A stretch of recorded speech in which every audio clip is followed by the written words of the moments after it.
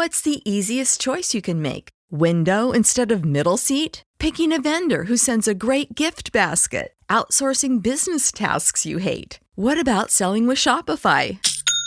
Whether you're selling a little or a lot, Shopify helps you do your thing, however you cha-ching. Shopify is the global commerce platform that helps you sell at every stage of your business. From the launch your online shop stage to the first real-life store stage, all the way to the did we just hit a million orders stage. Shopify's there to help you grow. Whether you're selling scented soap or offering outdoor outfits, Shopify helps you sell. Wherever and whatever you're selling, Shopify's got you covered. Sign up for a $1 per month trial period at shopify.com/try. Go to shopify.com/try now to grow your business, no matter what stage you're in. Shopify.com/try.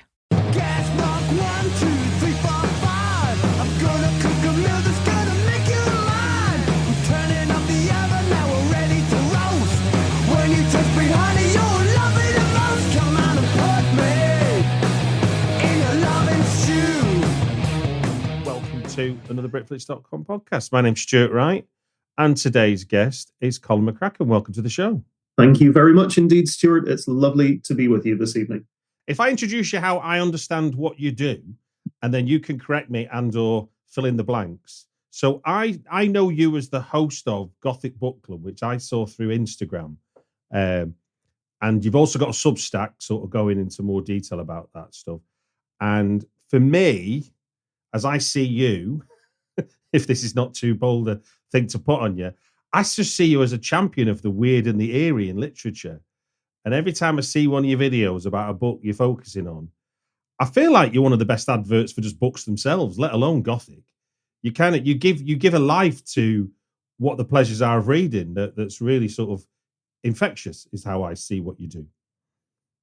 That's amazing. I'm so glad it comes across that way, because that's definitely how it's intended, and that's very much an accurate and very complimentary introduction. So for that, I thank you very much. Yep, I am indeed.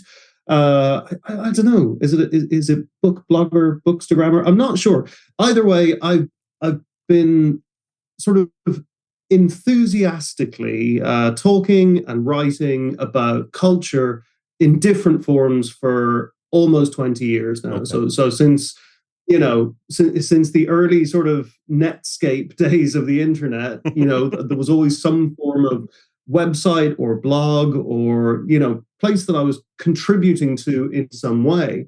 That kind of took a bit of a back seat the last couple of years, and I really missed it. And I just, for a short period, I started doing little to-camera pieces, very short introductions to some of my favorite books. And then it turned out I have a lot more books than I thought I did initially. So those conversations grew, as did the interactions. And through that, it's just been a great way to connect and I guess discover a part of the internet, and this is quite rare today, that is largely positive and supportive, engaged, and open. I mean, there's drama and stuff, but it's easier to avoid than in some, I guess, microcosms or ecosystems of fandom. And to me, that's equally interesting and entertaining, I have to say. No, I mean, I mean, one of the reasons I started this podcast was along those lines. It just felt like a way to network in a way that I couldn't do sat in my office in East London. It isn't possible to do what we're doing now just by doing nothing at all. But by creating the artifice of a podcast interview and then a format, you suddenly have a dialogue, and suddenly, you're talking to hundreds of people, which is kind of surreal. That's really nice. It's really nice indeed. I very much felt the same. I suppose between, say, 2006 and I suppose 2017, 2018, I was very much involved in culture journalism, particularly film journalism. Okay. So, sort of similar to that, I would go to a lot of film festivals and meet people, and, you would be doing interviews on the circuit, or you would be meeting, just filmmakers or organizers and programmers. And it was just such a way to connect with like-minded, equally passionate folks. And I have to say, I completely understand the appeal on that side, you know, especially doing it the way you are in sort of longer form conversations, but with a specific structure. I always really like that. And with that in mind, I feel we should probably segue to some recommendations very soon. Yeah. So to give people a flavour as to what Gothic Book Club is, and I'll put links in the show notes so people can click on them at their leisure once they've found this podcast. But do you want to run through some key Gothic titles from your point of view? Oh, I'd love to. So yeah, with the Gothic Book Club, what we're trying to do is open up an area of literature that might seem a little bit oblique to some people. It might seem a little bit academic or impenetrable or a little bit dusty in certain scenarios. But I think for me, the Gothic is such a broad-ranging sensibility that it spans much more than what people may initially take it to be. And that's why it's so ultimately engaging for me. It's an endlessly fascinating, and also that was written in the 2014, I think, or 2013, and or sorry, 2005. And you would find similarities, between the two, spanning hundreds and hundreds of years. But there are tropes and techniques that echo between those ages. And so for me, that's why Gothic is such a passion of mine and something I love to share and speak about with people. So with the Gothic Book Club, we started off pretty heavy with some sort of fairly expansive titles, and we have some interesting ones coming up in the next year or so. But I thought today, rather than sort of picking things from the specific list, I'd love to talk about just a few of my favorite Gothic novels in no particular order. Excellent. So I mentioned 1796, and that was no coincidence, because that was when Matthew Lewis published The Monk, sometimes known as The Monk, a Romance. Now, there are a couple of really good cinematic adaptations of this, because I know this is a film podcast, so I think that the majority of the books I've been discussing will have associations with cinema as well. So with The Monk, there's a pretty decent version starring Vincent Cassel, and it's basically about a very popular, like a rock star monk. This guy who's going out, he was just delivering sermons, and people are passing out and just absolutely frantic for the way that he spreads the good word. But he falls afoul of temptation and the desires of the flesh, shall we say. And this leads him into a supernatural tryst. And I don't want to give too much away, but it's very much the archetype of a lot of, sort of Faustian narratives that we've seen over the years, that deal with the devil, that jump into ultimate degradation. And to come from such a religious figure, it's really well done. And you read it now, and there are still really shocking revelations within the plot. There are incredibly visceral and brutal, violent elements to it as well. Like, this is a gorehound's dream. If they take the time to get through the narrative, the rewards are there. Like the finale of it is still incredibly gruesome, 250 odd years later. And I was reading that, it feels like Jodorowsky's Dune, that Louis Buñuel was trying to make it in 1960 and just, I think, run out of money, I think, in the end. That's it. It's just this very affecting, very engaging story. The origin of the evil character named Elvira as well. So a nice point of note for horror fans too. So yeah, The Monk is definitely worth the time. It's worth the investment, and there's some great audiobooks. I think Simon Vance does one of the audiobooks, and it's really well delivered. And that's something I really recommend to people who are eager to explore sort of older literature, or what they perceive to be more challenging literature. grab an audiobook version and test the waters with that. Get used to the language, the narrative, the flow, and if you have to, get an audiobook and a hard copy, because then you'll sync them up in your mind and it'll become more of an accessible entity than just this, as I said, sort of dusty or academic blocker that you can't really get past. What are the titles have you got in your sort of key titles that you'd like to sort of highlight for people? I'm going to jump to 1820 now, and this is a real oddity. Like a lot of people know The Monk, a lot of sort of curriculums would cover it, but the next one is by an actual man of the cloth named Charles Maturin, and he was based in Ireland, and he wrote a very salacious, very scandalous, and magnificent horror novel called Melmoth the Wanderer. And the premise is very simple. Melmoth is a man who is cursed to eternity, and he's in this state of immortality and immense personal torment, and he can relieve himself of this curse and pass it on to somebody else, but they have to agree to do so. So as a result, this SOB just shows up when people are having the worst time of their lives. Like literally, the plague has hit the house. Everybody's dropping. Your daughter's being taken away to a nunnery. All this sort of terrible, terrible stuff.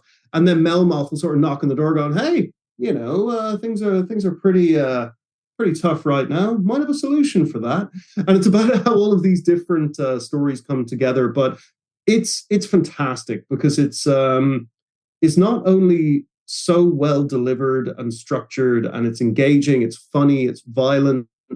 But there is also like one huge section of it which just completely rips off another novel almost verbatim in parts, like really blatantly so. And this is brilliant. Like this is this is the tea from the early 1820s, when everyone in the sort of pre-celebrity days. But Maturin almost word for word, beat for beat, rips off Denis Diderot, the French philosopher and writer's novel The Nun, for one of the segments, which is about a girl whose father sort of pushes her off to a convent where she's fairly brutalized. It's a very unpleasant, very tragic story.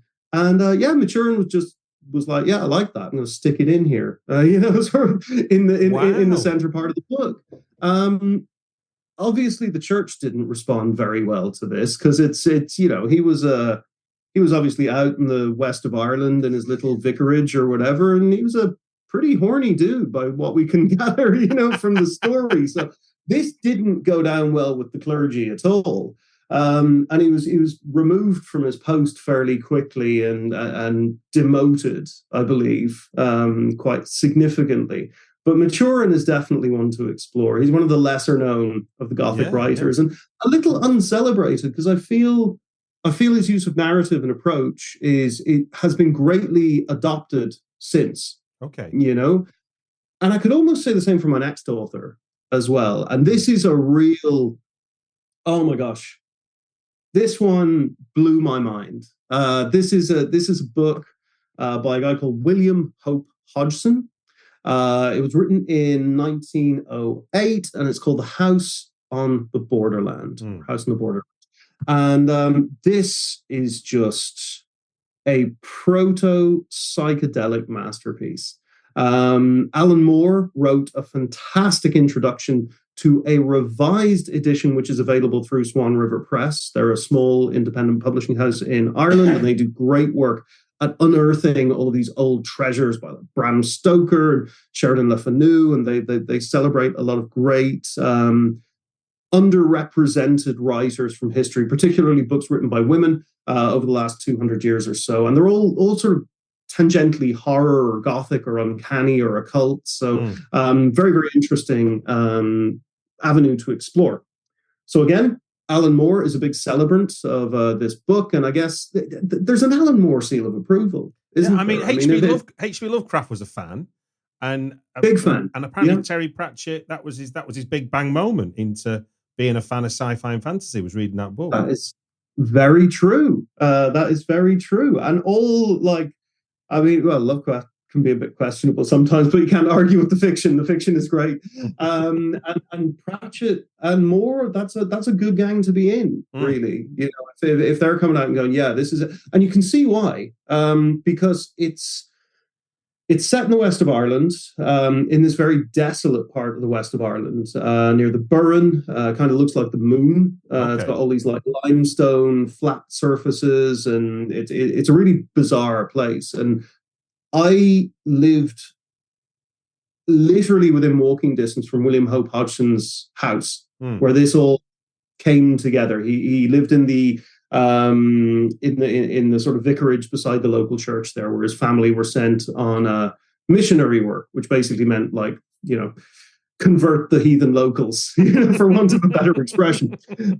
So they obviously didn't have a great time. They were given a bit of a hard time by the locals, and I feel that influenced the book to a great degree, because it's about this fellow and his friend, and they're in this old house in the country in the west of Ireland, and they're sort of discover this journal, you know, the way all good horror movies start, and they start working their way through this piece of literature, and it basically conjures up this massively fragmented psychedelic experience with, you know, crazy pig people and all this sort of stuff. It's literally like in those old cartoons when you see someone like opening a castle turret door and just stepping into this like animated, you know, atmosphere.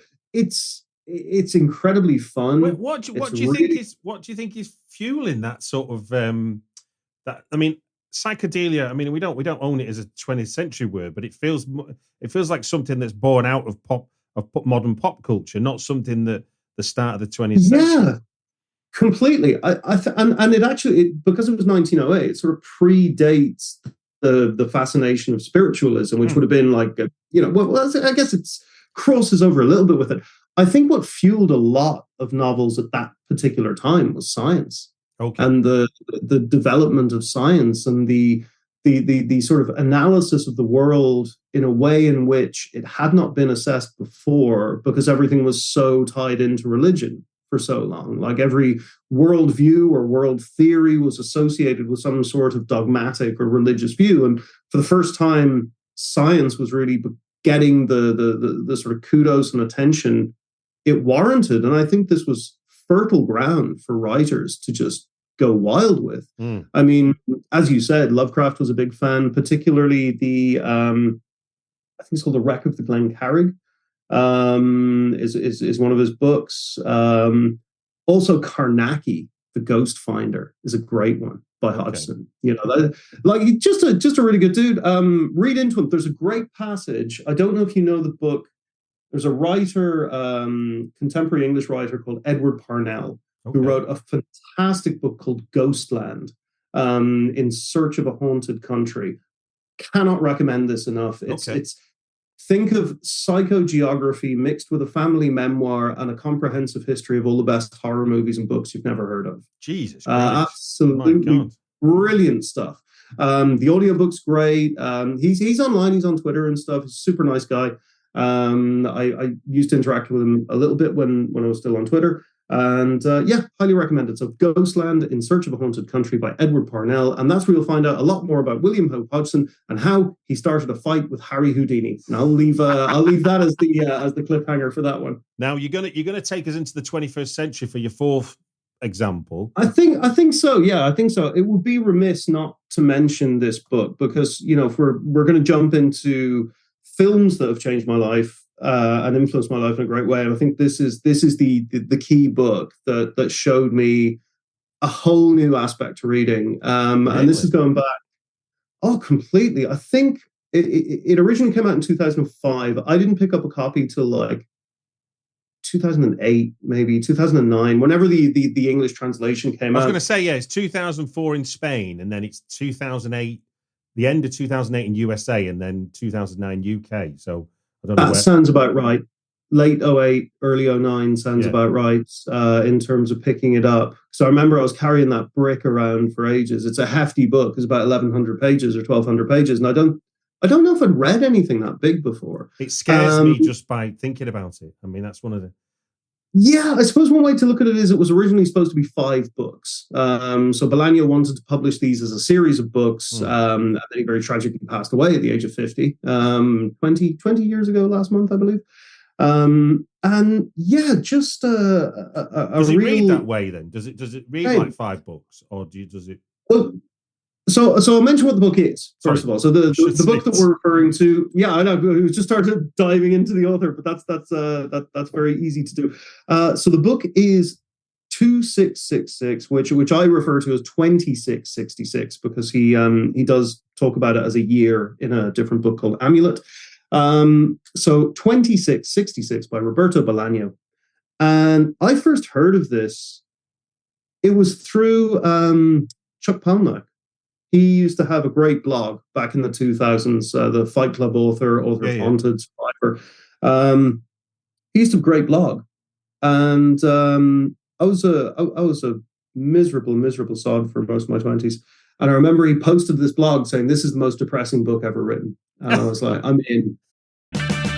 Is your vehicle stopping like it should? Does it squeal or grind when you brake? Don't miss out on summer brake deals at O'Reilly Auto Parts. O'Reilly Auto Parts. Sign me up. He's like, it's nearly 1,200 pages of misery. I was like, send it, hook it into my veins. So I read it, and I was surprised that no, it wasn't depressing in the way that it had been described. And I think that was a real misnomer. I think that was actually kind of a reductive way to look at it. What I discovered was a style of literature I'd never encountered before. It was exploratory, it was informative, it was historical, it was academic, it was terrifying, it was thrilling, it was so repetitive and horrific in parts. There's one section of one of the books literally just describes murders and bodies being found over and over and over again. And it's all to do with the ongoing disappearance and murder of women in an area on the borders in Mexico, factory workers, low-income people. And this is really, it's an ongoing problem, and it's something that's still happening to this day. And the way Bolaño describes it in the novel, it's like reading endless police reports, and it just wears you down in a way that I'd never experienced with literature. And I watched a lot of extreme cinema and stuff as a kid, and as a young man, and watched a lot of documentaries and thought I was pretty infallible to this. But this hit me emotionally in a way that very few books have done ever since. And Bolaño was always swimming around in my mind somewhere. And seeing his influence on contemporary Latin American literature, like people like Noña Fernandez, or to a degree, even Mariana Enriquez, both fantastic writers. It's amazing to see, the sort of next generation who are taking like little peppered moments from him. But 2666 by Roberto Bolaño, his more famous novel is The Savage Detectives, which I like, but not as much. Okay. Well, look, thank you for sharing that and to give the listener an introduction into the Gothic Book Club. I will put links in the show notes, like I say, so people can find you on Instagram and TikTok. Thank you very much. But let us now move into 3 films that have impacted everything in your adult life. I will quickly just run through the rules, just for listeners just arrived. Colin's given me 3 titles. We'll do each one. But we won't just talk about them forever. We're going to have a clock ticking on us. We get 5 minutes per film. And when the alarm goes off, we will move on to the next film. It's not a strict thing, but it's just more of a kind of keeping us in check more than anything else. Right then, first off the bat, we've got 1950 Henry Costa with Harvey, starring James Stewart. Do you want to tell us where that fits in and how that impacts on you? I will indeed. And even though this is audio, please know that I'm smiling just at the mention of Harvey, starring James Stewart. And that's why I think there are a few pieces of art or literature or film that you'll experience through your life that you carry with you like a genuine piece of light inside. And for me, man, that's Harvey. I know a lot of people's go-to with James Stewart is It's a Wonderful Life. And no shade on It's a Wonderful Life. It's a great film. But for me, there's just something about Elwood P. Dowd. He's such a magnificent protagonist. And for those who haven't seen it, Harvey is the story of a man from a fairly wealthy family who's a little bit of an outcast, a little bit of an outsider. You get the impression that he's had quite a successful life, but it's not worked out quite so well. There's aspects of, obviously, mental health issues, of alcoholism, of all of these different things. And his best friend, who he's accompanied by, is a giant invisible rabbit by the name of Harvey. And it's such a sweet film. It really is. As I said, just the way that those issues are all dealt with is so sensitive and charming, and it's just got such a wonderful central message. And I guess for me personally, James Stewart is, I would say one of the people who, I guess, impacted me quite young, because you just kind of want to be more like James Stewart and find more people like him in the world as well. There's a great quote in the film where Elwood P. Dowd says that, my mother always used to say Elwood, and she would always call me Elwood. She said, in this world, you can either be oh so smart or oh so clever, or sorry, oh so smart or oh so pleasant. For years, I was smart, and I recommend pleasant. And I just think that's such a beautiful way to look at life, that you can either be right, you can be great, you can be all of these things, or you can just try and be nicer. And I think for me, that's a beautiful thing. It's something I think of often. And James Stewart was just such a sweetheart. And I think it's a perfect rainy day Sunday afternoon. And I think it's a film that I've seen lots of times, but not paid a lot of attention to in terms of like elements to it. Like I was reading about it today, and the idea that the White Rabbit is somehow from Celtic folklore blew my mind. I'd not really. I know he says it in the film, but what it's called, but I never really sort of thought about it that way. It just it's just it's such an absurd image that and the joke about he can see it, no one else can see it.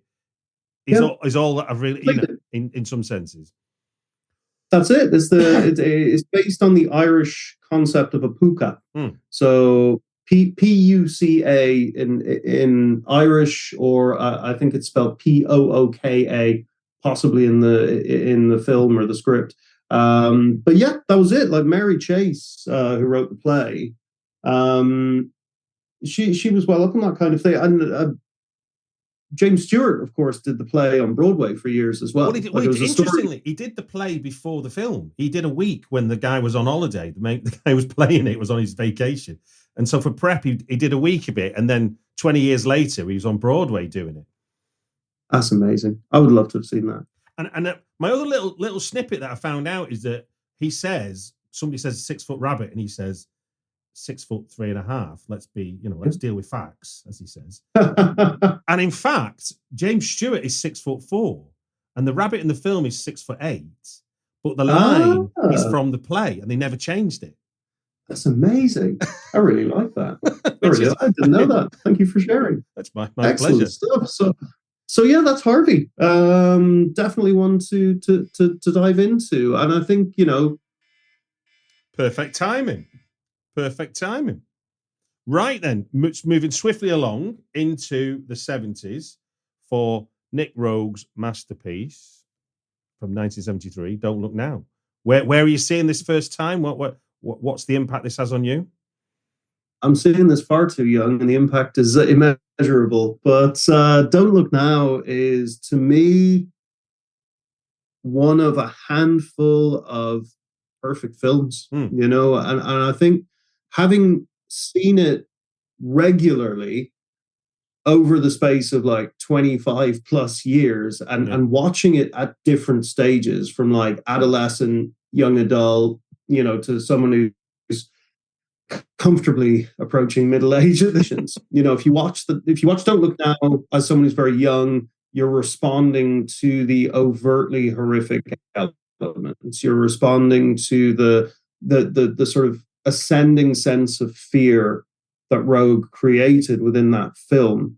And it's every bit as visually rich as a Suspiria or as an Argento film or something like that. But he just gets the sort of terrifying bits nailed down so well in a visual sense. Yeah. I think as you get older, you start to connect more with the experience of Donald Sutherland and Julie Christie, you know, because obviously the fear of losing a child is one of the biggest things that any parent would have. I think as you get older and you experience grief and you experience loss and you experience all of those things that, you know, accumulate with our extended time on Earth. It's a film that really shows you how you can never be prepared for it, and you can be that loving couple as they are, and the idea of a child dying, which is a hand grenade into your life, really, and to show them just going in two different directions, and it just basically pulling the love apart, basically, in many ways. Completely. And Rogue goes in hard, like those opening scenes, which depicts, you know, I hope we can share a few plot points, you know, without being too spoilery. You know, obviously it's about a couple dealing with the loss of their child, and that is shown pretty graphically in the opening segment of the film. And there's a moment with Donald Sutherland cradling the body of his daughter, and the grief is palpable. It's just a masterful performance. And I mean, Donald Sutherland, you know, just he always knocks it out of the park. Like, he can turn up in the worst Stephen King adaptation and give it some legs, you know. But if you really want to see Donald Sutherland in something else magnificent, if you're a fan of his sort of offbeat stuff from like MASH or Kelly's Heroes or whatever, definitely check out a film called Alex in Wonderland. A really offbeat, like, oh man, it's one of my favorites, and Donald Sutherland is just so great in it. But that's for another episode. So we'll circle back to Don't Look Now for a minute. Obviously, the story, was based on a short story that was only released a couple of years beforehand by Daphne du Maurier, who famously wrote Rebecca, you know, Jamaica Inn, The Birds, all of these magnificent foundational narrative elements that were taken on by these great directors over the years. And I really think Rogue connected with that story in a way that very few directors do, because he actually elevated it.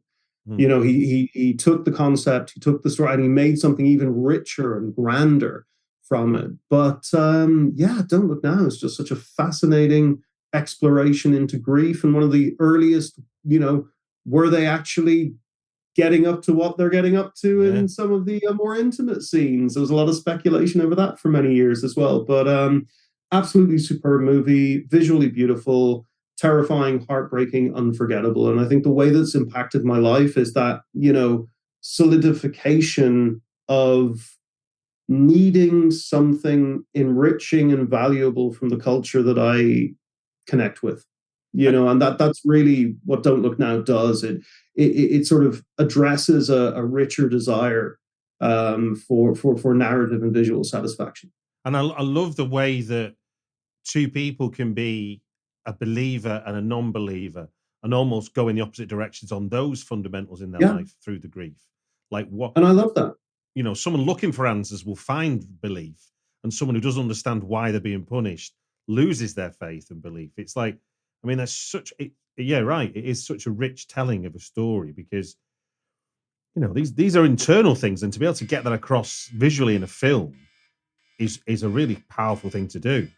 And we're out of time on Don't Look Now. That's it. Check it out. It's you won't regret it. It's a good one. And for your final choice, we're going to jump into the video nasty era of 1980, right smack at the start of it all, and certainly from a British point of view. I don't know, was Ireland under the spell of video nasties in the early 80s? Well, we suffered from very heavy film censorship for a very, very long time, right up into the 2000s. Okay. You couldn't get Exorcist or Chainsaw Massacre here up until the late 90s. You know, it was fairly heavy on that front. So, there was a period during the 80s when you could get the sort of the wash of horror that came through. But then it got really cleaned up and sanitized during the 90s. So very similar to the UK in that respect. Okay, well, that was my long-winded way round of introducing The Boogeyman from 1980, written, produced and directed by, is it Uli Lamel or Lommel? Uli Lamel. Yeah, Uli Lamel. And I've chosen this not because it's the best horror film or even because it's the best video nasty, but it was definitely a film that influenced my life in a big way. So where are you seeing this and who are you seeing it with first time round?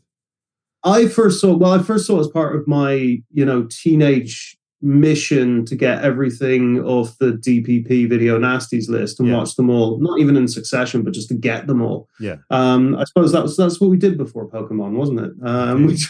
We talked to dodgy men with vans about acquiring very fuzzy 4th gen VHS rips of unwatchable movies.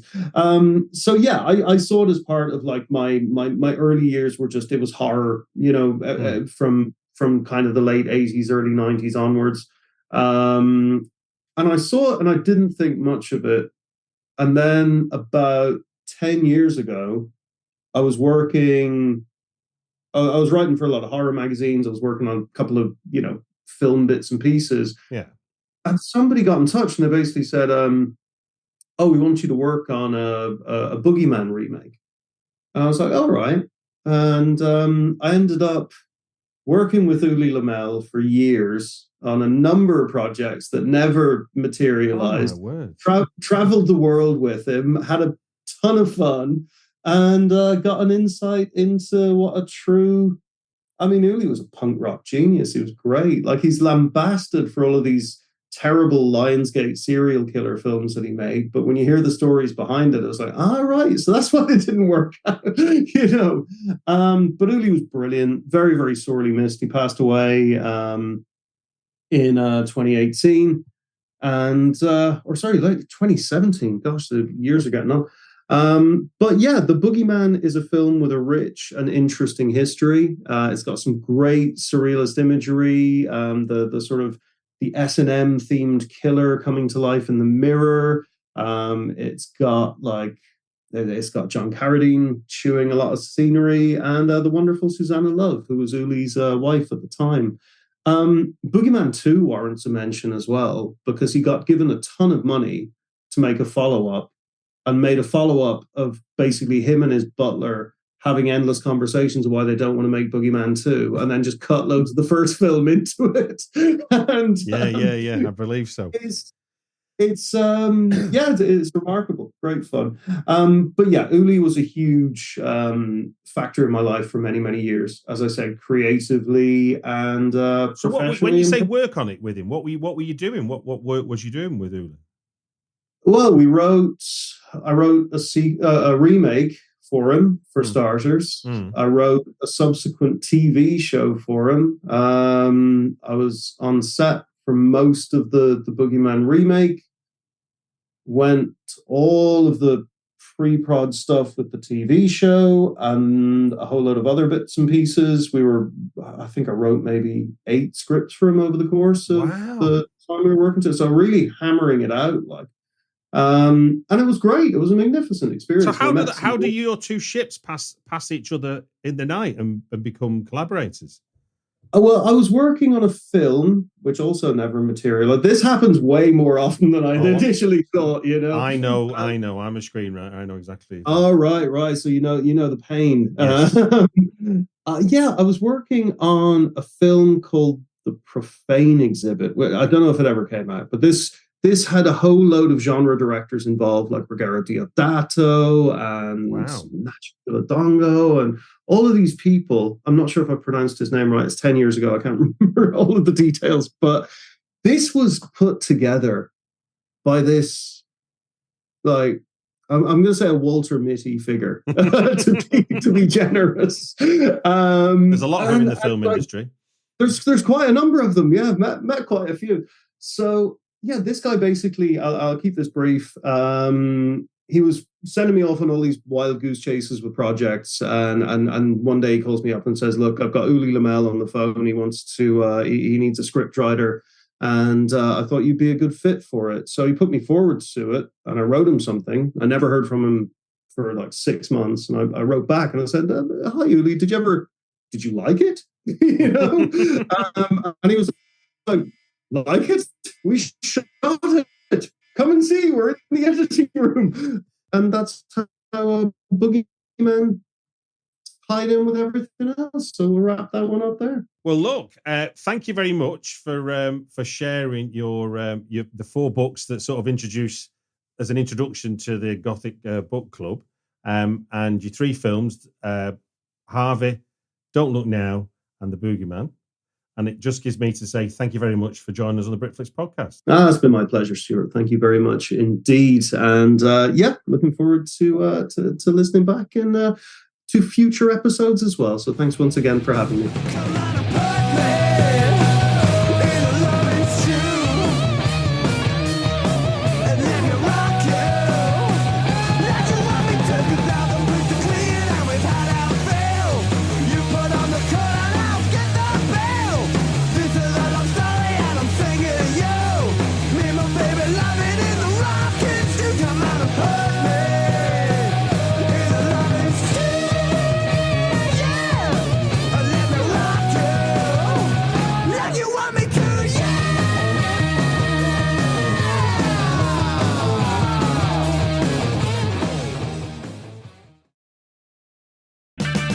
Save on O'Reilly Brake Parts Cleaner. Get 2 cans of O'Reilly Brake Parts Cleaner for just $8. Valid in-store only at O'Reilly Auto Parts.